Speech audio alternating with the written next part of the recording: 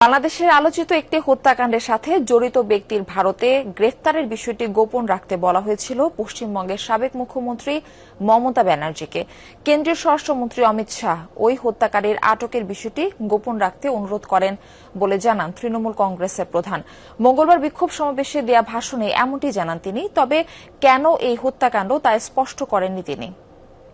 বাংলায় যখন চলে আসে তখন আমাদের এসটিএফ তাকে ধরে, এটা তাদের ক্রেডিট। তারপরে হোম মিনিস্টার নিজে আমাকে ফোন করে বলছেন, আমি এখনো নামটা বলছি না ভদ্রতা করে, বাংলাদেশের লোক উত্তাল হয়ে যাবে, আমি সেটা চাই না, আমি দেশকে ভালোবাসি না, বলবো না দেশের স্বার্থে। কি বললেন? थोड़ा आपको बंगाल पुलिस को बोल दो ये बात बाहर में नहीं कहने के लिए, एक देश के लिए है।